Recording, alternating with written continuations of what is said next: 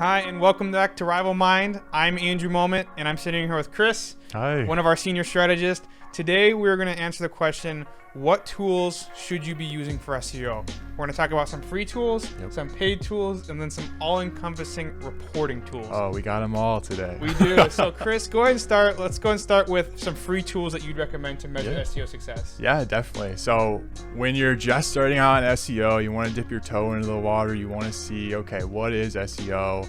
How does it work? What do I need to do to better optimize my website? These are when those free tools really come into play.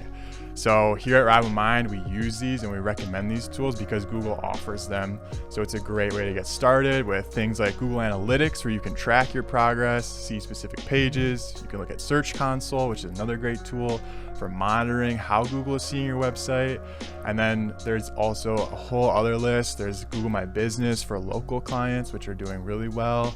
And then even Bing Webmaster Tools for someone who's looking to fulfill their SEO strategy on multiple search engines. Yeah, and with these three Google Analytics, there actually is free certifications to learn how to use Google Analytics. There's both a basic and then there's advanced certification you can get for free for Google Analytics. So you really can get started with a low barrier cost to learn these platforms, Google Suite. So from a free tool standpoint, really, I would say there's really would be no reason for any website to not at least have Google Analytics and Google Search Console. And then Google My Business is definitely a nice bonus they give you to monitor your business location. So some free tools, Google Suite plus Big Webmaster Tools. Now, Chris, what about from the standpoint of paid tools? We're going to talk a little bit about some heat mapping, some SEO plugins that you like. Can you talk a little bit about a few of these paid tools you like? Definitely. So when we talk about paid tools, we're really looking for how can we make sure that our SEO strategies are working on site or on the page. So the first one that come to mind for me are Yoast and Rank Math. Now there are free versions of these, but the paid versions really give you a little bit more flexibility in terms of what you can do and how you can accomplish it.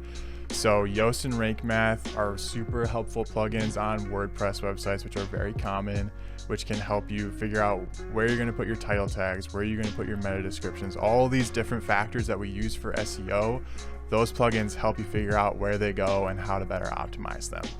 There's also another set of tools out there which go even one step beyond that, and those are the conversion rate optimization tools that we use, like Crazy Egg and Hotjar. So those give you specific pages where you can track the data and kind of see, okay, how are customers interacting with my website? What elements are they clicking on? What elements aren't they clicking on? What are they missing entirely that they need to see? So there's a lot of good stuff that you can do with these paid tools in terms of making sure that your website is fully optimized physically on the page and not just in the back end. Yeah, these are some of the tools like you had mentioned. They go beyond just data. Stuff like the heat mapping can actually give you more insight into how people are interacting with your site. How far down the page are they scrolling? Are they clicking on elements of the page that aren't going anywhere? We've seen this with different e-commerce sites, or even different product descriptions. Someone's trying to click on some text to learn more, but then it doesn't go anywhere. So then we can put a link in there.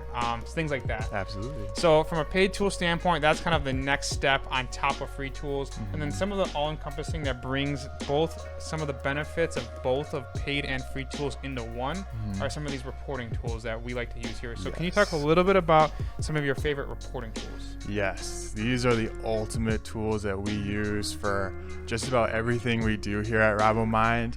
The first three that come to mind for me especially are SEMrush, Moz, and Ahrefs.